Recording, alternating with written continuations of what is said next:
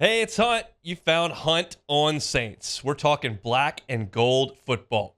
Do us a favor. Hit the like button, share your comments below, and hit that subscription button so you can get all of our content. Enjoy. Turns out a lot of the Saints were out on the golf course today as well. Saints Hall of Fame Golf Classic today. Out there was John Hendrix. He's the Saints lead writer and reporter for Saints News and also the host of Second and Saints. Joins us now on the Jim's Firearms Hotline. John, thanks for the time. How are you? Man, I'm doing well. Just recovering a little bit. You know, it's a little bit sunny and bright outside. So South Louisiana summer is right around the corner, and this is just a small taste. It sure is. But hey, the golf course, not a terrible place to work for the day. I know you had an opportunity to visit with Dennis Allen, Mickey Loomis, Cesar Ruiz, Cam Jordan, all giving you some good stuff. I was curious about the Marshon Lattimore conversation. I know that's been a hot topic over the last month or so. What did you gather on the situation with the Saints and their top cornerback? Yeah, look, I think the biggest thing is this is another positive step in the right direction. And so I think, you know, when I was at the league owners meeting in Florida a couple months ago, it kind of went from we haven't talked to the draft where it's like, okay, seems like, you know, he's a part of our team. I think it was the most concrete information we got about Lattimore for a bit. And then this is another positive step in the right direction, saying that, you know, he talked to him about 2 or 3 weeks ago and thought it was a positive conversation and that they're moving forward. And so I think that's really everything that we've understood.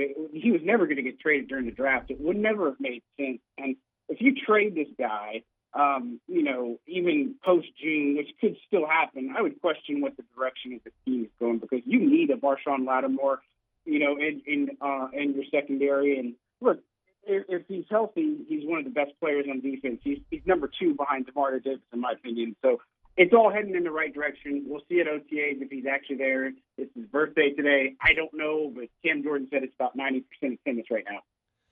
Let's talk a little bit about OTAs. I saw rookie minicamp that was last week, and you'll have OTAs coming up this week. What are the reports on Taliese Fuaga as he makes his early impression on the Saints organization?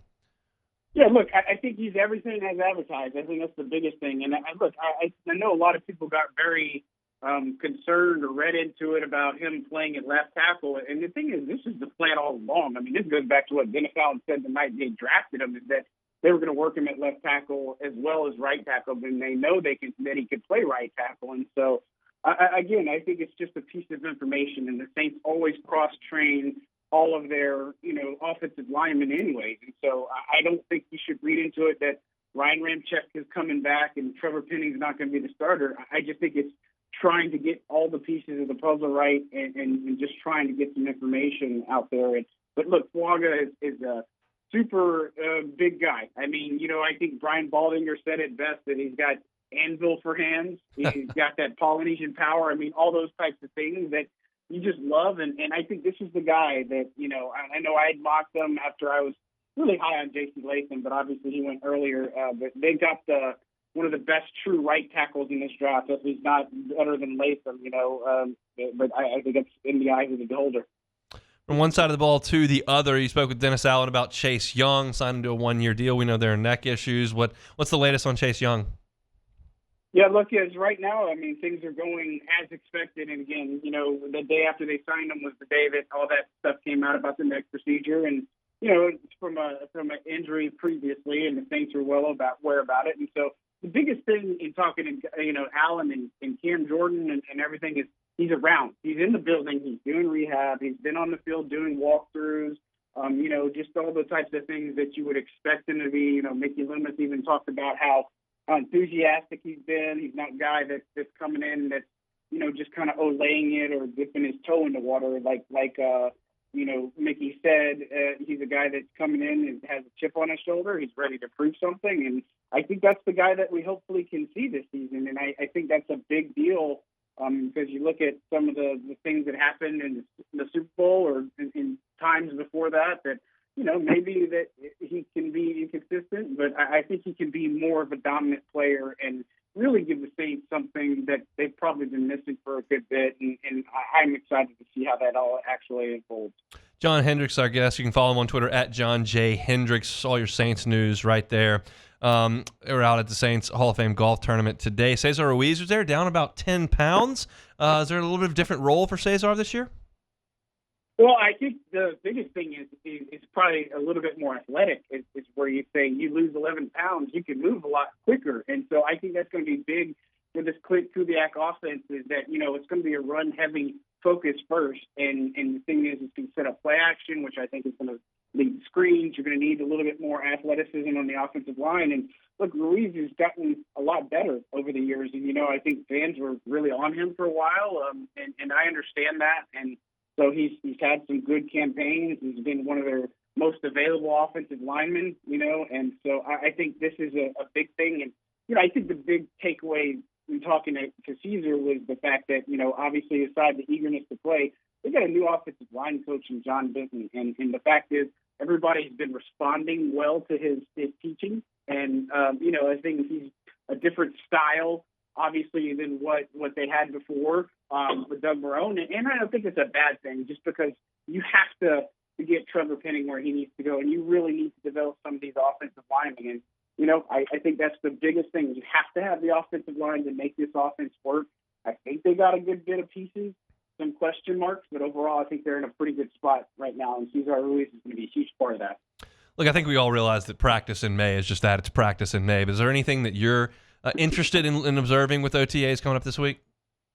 Yeah, look, I mean, I had a lot of observations of rookie minicamp. I know people say, well, I think the biggest thing to remember is you can't gauge offensive linemen. You can't gauge really a defensive line, a pass rush. You're not going at contact. You're not doing a lot of things. You'll get more about the offensive line, defensive line at training camp. But, some of the things you can pick up on, like we noticed immediately, was Clint Kubiak, how authoritative he was, how active Andrew Donato, the quarterback's coach, was, how practice had a better tempo in it. You look at how the new wide receivers coach Keith Williams, how he works and operates. And so I think the big thing for me is continuing to look at that offense and how things are operating, how they're installing this new offensive system under Clint Kubiak. And, the reception has been really good and positive so far. And so I think looking at OTAs, it's a good chance to see who's back in the building, who's not available. Ken Jordan said about 90%. I think there's obviously some injury,